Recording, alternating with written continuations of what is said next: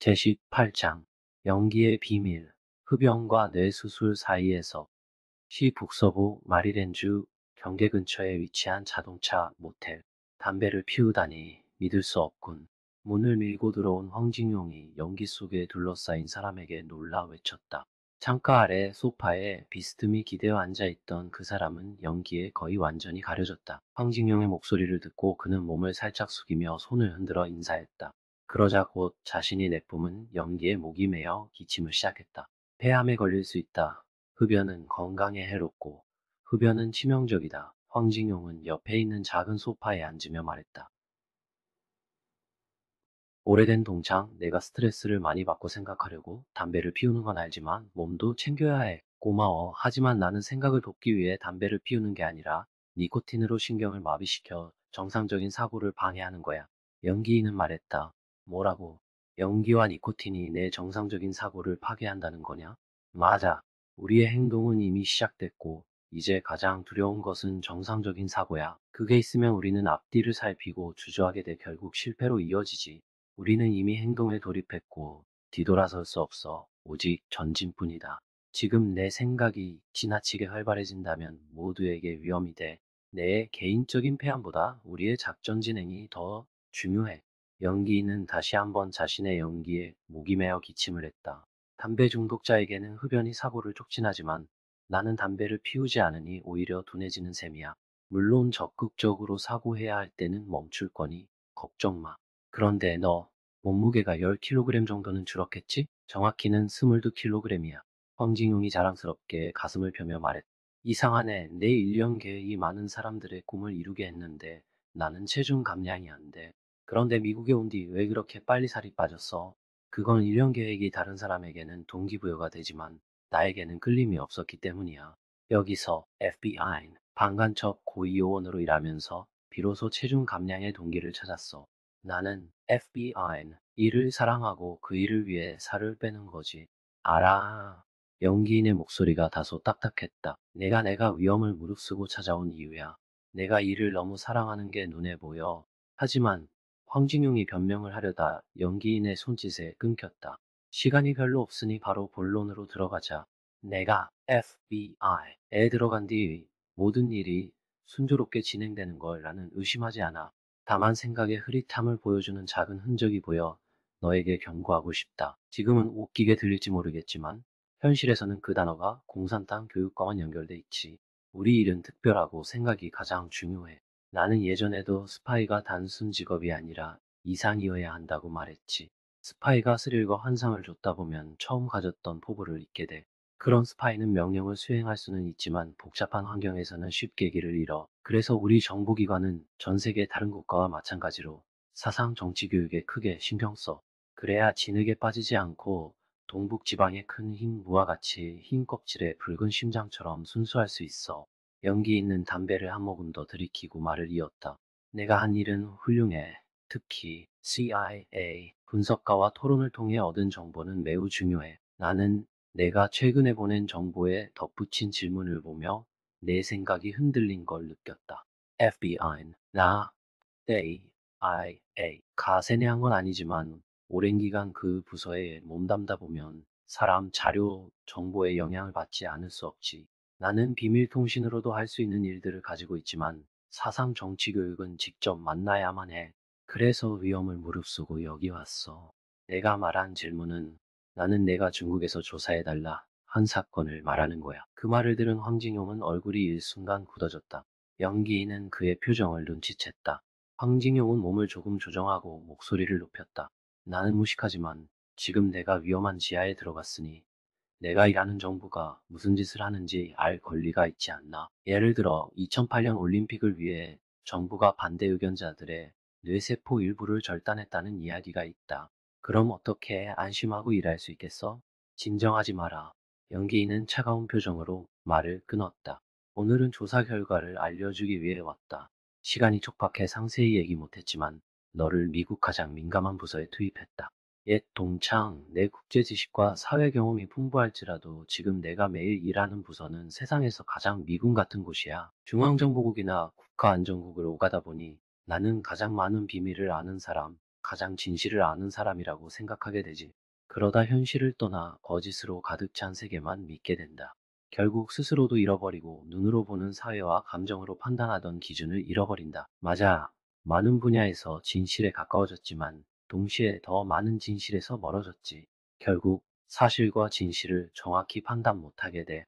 내가 보낸 정보에 적힌 질문을 보니 중앙정보국 정보를 본 뒤 고통과 분노가 섞였을 거라 생각한다. 이게 내가 위험을 무릅쓰는 나라와 정부인가 하는 생각 말이야. 나는 내가 그 정보를 보고도 충격받은 걸 이해한다. 그때 나는 바로 직감으로 그런 일은 우리나라에서 일어나지 않을 거라 생각했지만 중앙정보국이 가장 효율적이고 진실을 파헤치는 기관이라는 사실에 혼란스러웠다. 그래서 나는 직접 조사했다. 먼저 아시의 의학 권위자를 찾았다. 몇 해 전 비상성 SAR 사태 때 대담히 발언한 장 선생이다. 나는 그에게 현재 의학이 뇌수술로 사고와 행동을 바꿀 수 있는 수준인지 물었다. 장 박사는 흥분하며 대답했다. 당연히 가능해. 가장 신비한 것은 바로 우리의 뇌다. 그는 머리를 가리키며 인간이 천문학부터 지리학까지 알게 되었고, 달에 착륙하고 화성 이주까지 가능해졌다고 자랑했다. 하지만 그는 인간이 몸 밖의 세계는 알지만 자신들의 뇌에 대해서는 여전히 무지하다고 했다. 뇌가 우리에게 지식과 탐구, 사고, 행동을 주고 뇌가 다르면 사람도, 사회도 달라진다. 하지만 우리는 뇌를 얼마나 알고 있는가? 장 박사는 신중히 이야기를 이어갔다. 그는 우리나라가 이 분야에서 가장 연구가 활발한 병원은 도에 있는 삼군의과 병원이라고 말했다. 나는 급히 작별 인사를 하고 그날 마지막 비행기로 비밀리에 치로 돌아갔다. 변장을 하고 신분증을 만든 뒤 다음날 오후 그 병원의 원장 겸 당서기를 만났다. 그는 이 기술이 해외에서 개발됐으며 뇌 문제를 가진 사람을 치료하기 위한 것이라고 설명했다. 예를 들어 뇌 일부를 절제하면 신경 이상을 회복하고 강간 피해자의 특정 기억을 지워 고통을 없앨 수 있다. 하지만 인간 뇌에 대한 지식이 부족하고 살아있는 사람을 대상으로 실험할 수 없다는 점이 진전을 방해한다. 속은 인간을 신이 만든 존재라 여기며 뇌 일부를 절제하는 것을 비윤리적으로 본다. 원장은 이어서 우리나라가 독자적으로 연구를 진행했으며 뇌 정기 검사를 통해 약물 중독자들의 후두부 상부에 작은 변형 부위가 있음을 발견했다고 말했다. 이 부위는 미세하고 중요 뇌세포와 멀리 떨어져 있어 절제가 비교적 쉬웠다. 실험용 원숭이에게도 같은 변형을 보였고 해당 부위를 절제하면 약물에 대한 흥미가 사라졌다. 2003년 말부터 임상시험이 시작됐으며 환자들은 수술 후 1, 2개월 동안 지능이 일시적으로 떨어지지만 이후 회복한다. 수술은 전자기 팔을 이용해 두꺼운 두개골에 1cm 정도 구멍을 뚫고 특정 주파수 40만 200만 원 Hz와 70, 75도 온도로 뇌세포를 가열해 연결을 끊는다. 이 방법은 뇌 일부 절제라고 불리지만 성공적인 첫 사례가 보고되었다. 환자는 수술 후 며칠 안에 약물 의존에서 벗어났고 중국의 100만 명이 넘는 중독자에게 구원책이 될 수 있다.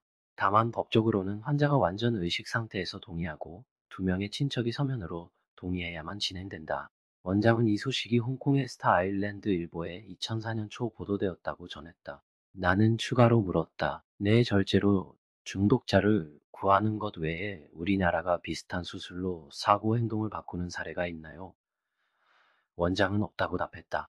현재는 전국에 4~5곳 정도만 가능하고 폭력 등 다른 행동에 대한 뇌 변형은 명확히 보이지 않아 치료가 어렵다. 하지만 미래의 뇌 연구가 진전되면 기억을 삭제하거나 습관을 바꾸는 수술도 가능해질 것이라 했다.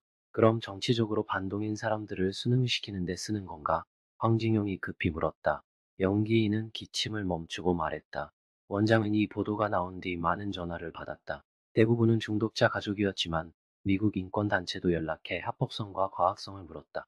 우리는 설명하러 직접 초청을 받았다. 그러나 보도 후 얼마 지나지 않아 홍콩의 소원론이 올림픽이 다가오자 중앙이 반란을 막기 위해 사람들을 감금하고 치병원에서 뇌절제 수술을 시행했다는 근거 없는 이야기를 퍼뜨렸다. 병원 이름은 언급되지 않았고 우리는 해명할 필요가 없었지만 인권단체는 우리를 강력히 비판했다. 내가 CIA에서 그런 거짓말을 들었다니 놀랍다. 옛 동창. 연기인은 비웃으며 말했다. 황진용은 불안하게 몸을 뒤척이며 말을 잇지 못했다. 연기인은 다시 입을 열었다. 내가 보낸 정보 중 가장 불안하게 만든 것이 바로 이것이다. 나는 비밀을 지키지 않는 사람은 아니니 진실을 알려주고 싶다. 나는 이제 국가 기관의 직원이 아니고 이런 기밀을 숨길 이유도 없다. 그래서 나를 믿어라. 그럼 중앙정보국이 말한 준공의 폭정 등에 대해서도 지금 바로 설명해 줄 수 있나? 연기인은 계속했다. CIA는 중국을 감옥 국가라 부른다. 억억이 감옥에 수감되고 사형 집행이 가장 많다. 하지만 인구 대비 감옥 수는 미국이 세계 1위다. 사형 집행은 대부분 중대한 범죄와 국가, 민족에 큰 손해를 끼친 경우에 한정된다. 최근 몇 년간 정치적 반체제 인사에 대한 사형은 없었다. 미국 인권단체는 중국 수감자들의 식사가 개보다 못하다고 비난한다. 또 강제 노동을 통해 생산된 제품을 서구에 수출한다는 주장도 있다. 연기인은 잠시 멈추고 우리는 이 얘기를 들은 적이 있다. 1980년대부터 미국은 우리 감옥을 조사했으며 당시 우리는 비교적 좋은 조건의 교도소를 보여주었다. 그들은 하루에 고기 한 끼만 제공한다며 항의했고 우리는 이를 거절했다. 당시 중국은 1억 5천만 명 이상의 빈곤 인구가 있었고 대부분 일주일에 고기 한 끼도 못 먹었다. 미국이 인권을 빌미로 금전 지원을 요구하면 우리 정부가 그 요구를 받아들여 교도소 식량을 대폭 늘린다면 가난한 농민들이 감옥으로 들어가고 싶어 할 것이다. 연기인은 크게 숨을 들이쉬고 맞다. 미국은 부유하지만 그들의 개 한 마리 연간 비용이 325달러다. 그들은 우리보다 생활 수준이 높다. 그래서 그들이 중국 수감자 생활이 개보다 못하다고 주장할 때 일부는 사실이고 해석은 개인의 인식 차이다. 하고 말했다. 이러한 사실을 토대로 감옥에서 강제 노동을 시키는 문제에 대해 스스로 결론을 내릴 수 있겠는가? 연기인이 물었다. 황징용은 고개를 들어 손가락을 꼽으며 말했다. 현재 실업 인구와 농촌 잉여 노동 인구가 약 2억 명에 달한다. 도시 실업자만 해도 2,400만 명이다. 만약 감옥 노동자를 미국식으로 배당한다면 교도소 앞에 일자리를 구하려는 사람들이 줄을 설 수도 있겠다. 황진용은 웃으며 이야기를 마쳤지만 연기인은 웃지 않았다. 미국은 부유하지만 그들의 언론은 우리를 비난한다. 최근 몇 년간 중국을 악성 보도한 사례가 100건이 넘는다. 미국 언론은 우리 유학생을 정보 임무를 수행하는 스파이라 비난하고 이는 굉장히 웃긴 일이다. 하지만 그들이 언론 자유를 내세워 거짓을 퍼뜨리면 반박할 사람이 없고 정책에 큰 영향을 미친다. 연기인은 목소리를 낮추었다. CIA와 같은 기관이 이런 식으로 거짓을 퍼뜨리면 문제는 훨씬 심각해진다. 그들은 비밀을 가장한 채 사실을 왜곡하고 우리와의 관계를 반복적으로 악화시킨다. 그래도 내가 오늘 직접 와서 설명해 주는 것이 내가 이해하는 데 도움이 되었으면 한다. 연기인은 말했다. 알겠어, 오래된 동료. 내 좋은 의도에 감사한다. 황진용은 땀을 닦으며 말했다. 연기인은 이어서 이 일은 별거 아니니 고쳐 쓰면 돼. 하지만 사람들의 사고와 행동은 자신이 진짜라고 믿는 사실에서 시작한다. 내가 지금 여기서 설명하지 않으면 너는 그 정보가 진실이라고 착각하게 되고 생각과 행동이 서서히 바뀔 것이다. 라고 경고했다. 심각한 결과가 있을까? 맞아. 결과적으로 너는 그 나라와 정부에 더 이상 충성하지 않게 되고 사직하거나 우리와 멀어질 것이다. 더 심각한 경우엔 배신자가 되어 우리와 우리 국민을 배신하게 된다. 가장 비극적인 건 스스로를 구원자라 여기며 민주주의와 인권을 내세우는 영웅이 된다고 착각하는 것이다. 나는 그런 짓을 하지 않을 거야. 황진용은 중얼거리듯 여러 번 되뇌었다. 그래서 나는 직접 찾아와 설명한 것이다. 너에게 책임을 떠넘기지 않는다. 우리 사이에 파견 교육이라고 부르는 과정이 있었어. 너는 FBI와 CIA, 세계에서 가장 진실을 파헤치는 기관에 들어갔지만 그것도 진실과 거짓이 뒤섞인 가장 어두운 곳이라는 걸 기억해라. 이제 알겠어. 지난 몇 년간 수집한 비밀 정보들을 보니 의심이 생겼지만 내가 끼워 넣은 한 줄 덕분에 깨달았다. 분야가 다르면 차이가 나는구나 감탄한다. 연기인이 웃으며 말했다. 허세 부리지 마. 내가 지금 하는 일은 전례가 없고 나는 실전이 없지만 내가 실제 무기를 쏘는 건 사실이야. 이제 황진용, 내 결심을 듣고 안심했다. 몇 해 동안 직접 대화하지 못해 마음이 불안했어. 첩자가 배신자로 변하는 일은 전 세계에 흔한 일이고 내가 그렇게 되면 나는 평생 불안할 것이다. 우리는 옛 동창을 구하기 위해 시작했지. 내 실수 때문에 내가 위험에 빠지게 할 수는 없어. 걱정 마. 나는 단지 순간적인 혼란일 뿐이다. 그런데 우리 작업은 지금 어느 단계인가? 여러 번 물었지만 대답을 듣지 못했다. 전혀 말하지 않는다. 아직도 말할 수 없다. 아직도 두려워서. 아니면 배신을 두려워해서. 황진용이 웃으며 물었다. 아니, 업무 규율 때문이다. 우리는 국가 요원이 아니지만 정식 절차를 철저히 따른다. 내가 해야 할 일만 하면 된다. 황진용은 고개를 끄덕였고 연기인은 계속 말했다. 지난 2년간 우리는 거의 모든 배치를 마쳤고 옛 동료는 큰 사고 없이 지냈다. 하지만 평온함이 오히려 이상하게 느껴진다. 아시올림픽이 다가오는데 무슨 일이 일어날까 걱정된다. 원래 계획을 진행하면서 우리에게도 부담을 늘리자. 어떻게 생각해? 바로 그거다. 기대하고 있다. 황진용은 흥분을 감추지 못했다. 두 사람은 더 가까이 앉아 연기 속에 휩싸인 황진용은 연속 기침을 하며 숨을 쉬었다. 약 반시간 동안 속삭인 뒤 작업 배치를 마친 그는 연기 속을 빠져 나와 얼굴이 무겁게 변했다.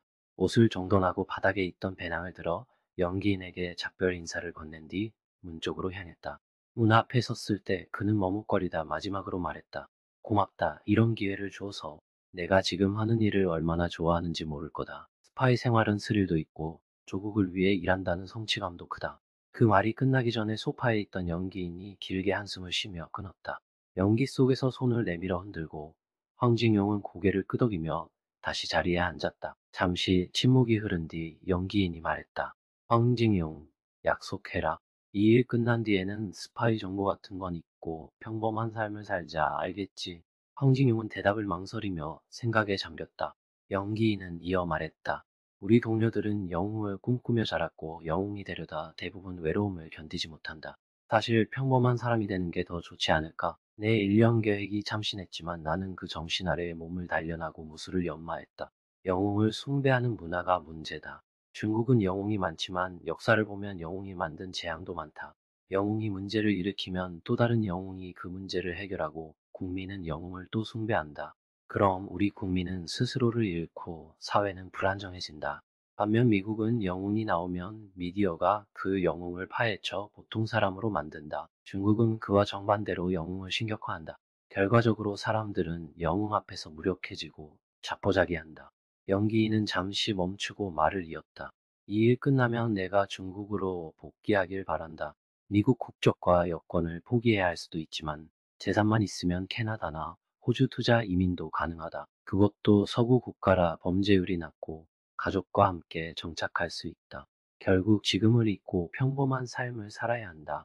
그렇지 않으면 내가 스스로를 책망하게 될 것이다. 황진용은 다시 일어나 인사를 하려다 머뭇거렸다. 연기인은 고개를 들어 물었다. 뭐가 더 궁금해? 샹샤오광이 얼마나 버틸 수 있을지요? 샹샤오광은 FBI에 체포된 뒤 배신당한 인물이다. 그가 자백하면 우리 모두가 위험에 처한다는 것을 두 사람은 모두 알고 있다. 그러나 연기인은 작전 총책임자라 그 이야기를 꺼내지 않는다. 시간이 촉박하지만 연기인은 확신한다. 샹샤오광은 우리가 모든 진실을 밝혀낼 때까지 버틸 것이다. 그럼 좋겠군. 황진영은 겉으로는 그렇게 말했지만 표정은 여전히 불안했다. 하지만 FBI에 들어가 보니 미국은 인권 민주 자유를 외치지만 국가안보가 걸리면 스파이와 테러리스트에게는 무자비하다. 샹샤오광은 특별 훈련도 받지 못했고 비밀 감금된 지 수년이 넘었다. 그가 견디겠는가? 연기인은 목소리를 떨며 대답했다. 처음엔 그가 버틸 수 있을지 의심했지만 그는 컴퓨터 앞에 일곱여덟 앉아 있었고 풍부한 상상력을 키웠다. 그래서 비밀 감금 속에서도 FBI와 교묘히 버틸 수 있었다. 또한 그는 오랫동안 자신이 실제로는 중국 국가안전부의 요원인지도 몰랐기에 거짓 탐지 장비가 오작동할 가능성이 크다. FBI가 아직 그를 석방하지 않은 이유도 그가 우리에게 혼란을 주었기 때문이다. 그래서 그는 우리에게 꼭 필요한 존재다.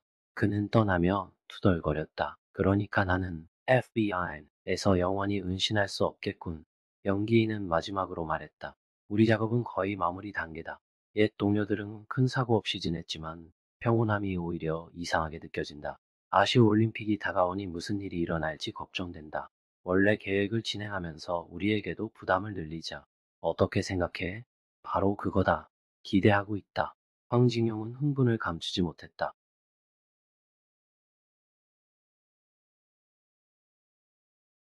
시청해주셔서 감사합니다.